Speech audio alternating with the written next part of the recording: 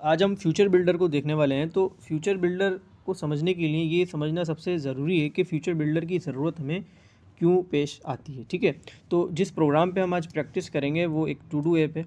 ये सेकंडों में बन जाएगा, इसको हम बनाते हैं, इसी के ऊपर फिर हम आज प्रैक्टिस करेंगे। सबसे पहले हम अपना फ्रेमवर्क इंपोर्ट करा लेते हैं फ्लटर मटेरियल ऐप का। ठीक है, और उसके बाद हम मेन फंक्शन लिखते हैं। मेन फंक्शन के अंदर जैसे कि रन ऐप, जो कि इस फ्रेमवर्क को मटेरियल ऐप को जो है वो चलाएगा। ठीक हो गया, मटेरियल। ठीक है, अच्छा, इसके अंदर हम होम प्रॉपर्टी लेंगे, उसके अंदर एस्केप फोल्ड ताकि हमें लेआउट मिल जाए, और उसके अंदर हम ऐप बार लेंगे, फिर ऐप बार अगेन विजिट्स। ठीक है, और फिर उसका टाइटल हम देंगे टेक्स्ट, और इस तरीके से टू डू।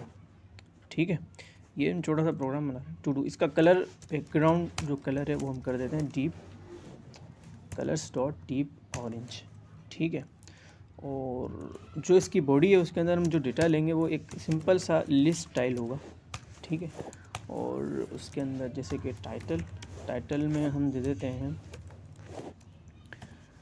जैसे हम देते हैं, ये हम देंगे अभी जो हम प्रोग्राम ऊपर बनाएंगे वहाँ से हम टेक्स्ट यहाँ पर देंगे। ठीक है, और ट्रेलिंग थोड़ा डिज़ाइन अच्छा सा हो जाए उसके लिए हम चेक्स बॉक्स दे देते हैं यहाँ पर, ताकि लगे कि ये हमारा टू डू है।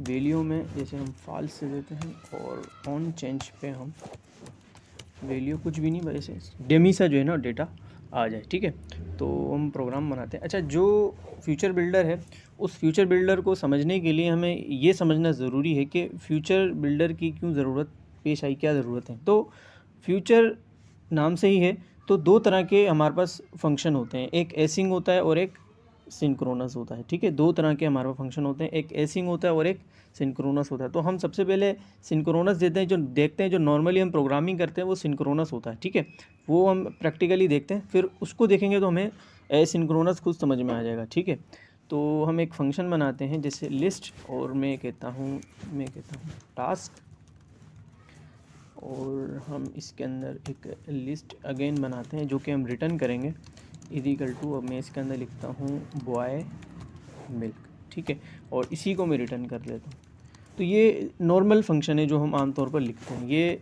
एसिंग नहीं है, ये सिंक्रोनस है, नॉर्मल फंक्शन है। ठीक है, ये कैपिटल में लिखा। अच्छा, अब इसके बाद हम नीचे कॉल कर लेते हैं मेन फंक्शन में, जैसे यहाँ पर वार लिख के हम लिखते हैं डेटा, और इसको हम सिंपली कॉल करा लेते हैं, और डेटा में रिटर्न होगा हमारा लिस्ट। ठीक है, लिस्ट रिटर्न होगा। तो जैसे यहाँ पर हम डेटा, और जैसे इंडेक्सिंग होती है लिस्ट में, 0 पे जो है हमारा बॉय मिल्क आता है, तो ये इस तरीके से आ जाएगा। हम इसको रन कर लेते हैं। ठीक है, ये हमारी एप्लीकेशन रन हो रही है, तो इसके अंदर हमें पता लगेगा कि हमारा डेटा आया है या नहीं। ठीक है, तो ये हमारा डेटा सिंपली आ गया। तो ये हमारा नॉर्मल एक फंक्शन है। ठीक है, अब मान लो हमें ये देखना होगा कि हमें, जब हम एक नॉर्मल फंक्शन से हमारा सारा काम हो रहा है, एक सिंक्रोनस वे में हमारा सारा काम हो रहा है, तो हमें एसिंक्रोनस पे जाने की हमें क्या ज़रूरत है। मान लो अगर मैं यहाँ पर एक API कोई कॉल करवा रहा हूँ, एक ऐसा मान लेते हम कि मैं कोई API कॉल करवा रहा हूँ यहाँ पर, तो API का जो रिस्पॉन्स होगा उसमें टाइम लगता है, हो सकता है उसमें 5 सेकंड लग जाएँ, 3 सेकंड लग जाएँ। तो जब तक रिस्पॉन्स आएगा नहीं, ये अगली लाइन पे नहीं जाएगा, ये चौथी लाइन पे ही देगा, 5वीं लाइन पे नहीं जाएगा। सिंक्रोनस का मतलब ही ये होता है कि एक चीज़, एक रो होती है, पहले एक चीज़ ख़त्म होगी तो फिर नेक्स्ट पर होगा, फिर दूसरी चीज़ ख़त्म होगी तो नेक्स्ट पर होगा। तो ऐसे तो हमारा प्रोग्राम नहीं चल सकता, ऐसे हमारी एप्लीकेशन नहीं चल सकती। तो यहाँ पर हमारे पास दूसरे सोल्यूशन की हमें ज़रूरत पड़ती है। ऐसे समझें, एक ई-कॉमर्स आप एप्लीकेशन खोलते हैं, या आप फेसबुक या यूट्यूब कुछ भी आप खोलते हैं, तो वहाँ पर आप देखते हैं कि कुछ इमेजेस खुलती हैं तो कुछ इमेजेस बंद रहती हैं। तो ये उसी लिए अगर वो सिंक्रोनस वे में चले तो एक इमेज खुलेगी, फिर दूसरी इमेज का इंतज़ार होगा, फिर तीसरी इमेज का इंतज़ार होगा, तो यूज़र एक्सपीरियंस ख़राब होगा। ठीक है, लोग देखेंगे नहीं। तो ऐसे क्या कि जो इमेज जो सबसे पहले खुल जाए वो दिख जाए यूज़र को, जो वीडियो सबसे पहले खुल जाए वो यूज़र को दिख जाए। ठीक है, तो इसलिए जो हमारी दूसरी अप्रोच होती है वो एसिंक्रोनस होती है। एसिंक्रोनस अप्रोच इसलिए यूज़ की जाती है ताकि यूज़र एक्सपीरियंस अच्छा हो, यूज़र के पास कुछ ना कुछ डेटा आ जाए, जो भी डेटा अवेलेबल हो उसी वक्त मिल जाए। ठीक है, तो ये जो अप्रोच हमने देखी है सिंक्रोनस वे में। अब हम इसको एसिंक्रोनस अगर करेंगे तो उसके लिए कीवर्ड्स हमें यहाँ यूज़ करना पड़ेगा रिटर्न में एसिंक, ठीक है। और ये जो रिटर्न करता है ये हमेशा फ्यूचर रिटर्न करता है। जब भी हम एसिंक्रोनस कोई फंक्शन बनाते हैं तो वो फ्यूचर रिटर्न करता है, ठीक है। बस इतना मान लें, फ्यूचर रिटर्न करता है। तो हर फ्यूचर की टाइप होती है, लिस्ट, मैप, स्ट्रिंग, इंटीजर, आप जो टाइप देना चाहें इसके अंदर वो आप इसमें दे सकते हैं, ठीक है। तो फ्यूचर रिटर्न करता है, ठीक है। अब अगर हम नीचे डेटा लेना चाहेंगे यहाँ पर तो ये एरर देगा। वो एरर इसलिए देगा चूँकि हमें इसको ये बताना होगा कि यहाँ पर हमें अवेट लगाना पड़ेगा।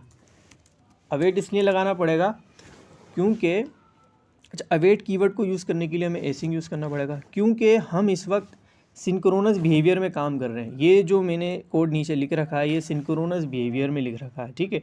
जब हम सिंक्रोनस बिहेवियर वे में काम करते हैं तो हमारे को अवेट का यूज़ करना पड़ता है। तो यहाँ हमने अवेट का यूज़ किया, ठीक है।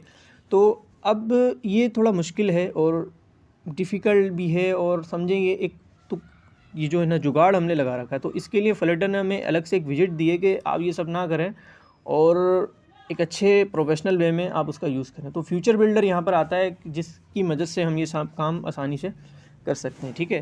तो हमें इस वेरिएबल बनाने की भी ज़रूरत नहीं है, डायरेक्ट ही हम फ्यूचर बिल्डर में कॉल कर सकते हैं। तो कोड भी कम हो जाता है।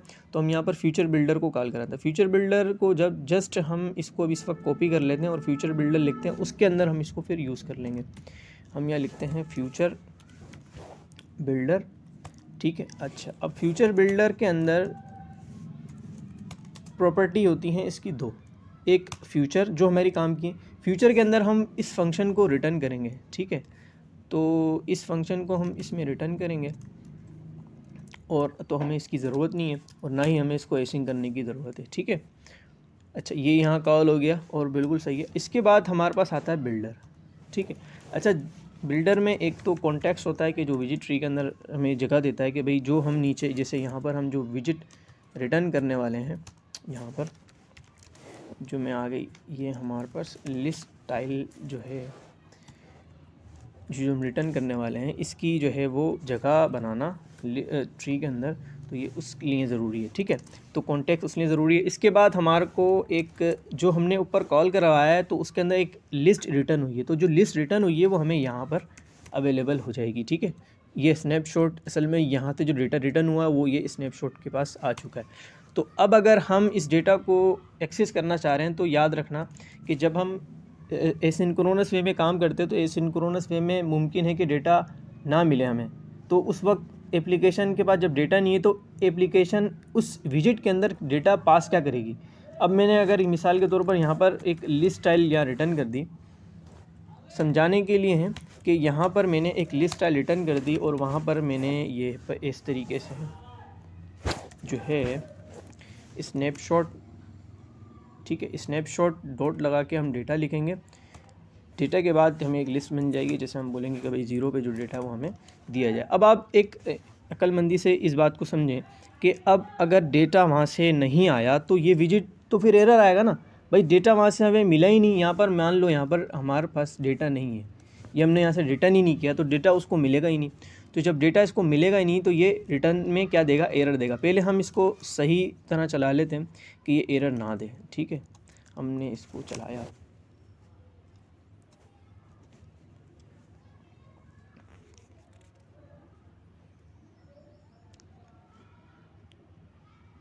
ठीक है।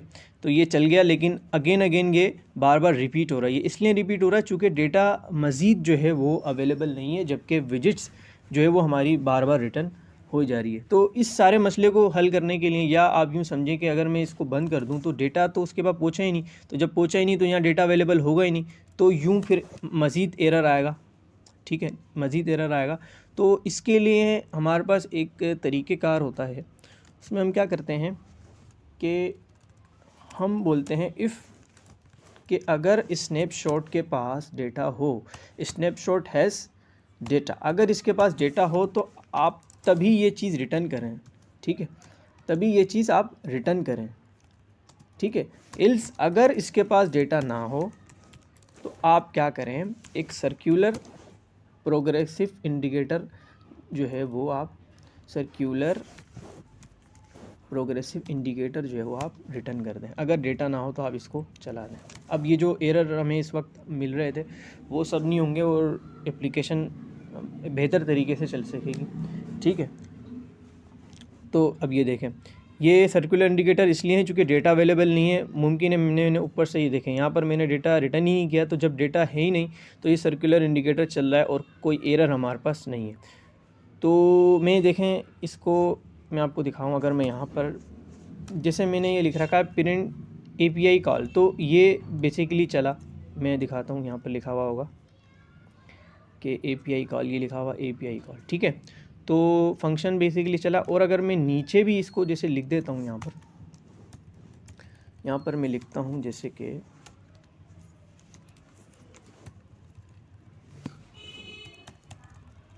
मैंने अगेन यहाँ पर लिखा कि जैसे हम कहते हैं इमेज लोड, कि भाई इमेज जो है वो लोड हुई है। तो ये भी देखें आप कि नीचे हमारे पास कमेंट आएगा इमेज लोड। ठीक है, मगर डेटा यहाँ पर नहीं है चूँकि हमने रिटर्न ही नहीं किया और सर्कुलर इंडिकेटर चलता रहेगा। तो अगर मैं इसको रिटर्न में डेटा कर दूँ तो अब इसके पास डेटा अवेलेबल है, तो ये डेटा जो है वो दिखा देगा। ठीक है, तो बस यहीं तक था हमारा प्रोग्राम।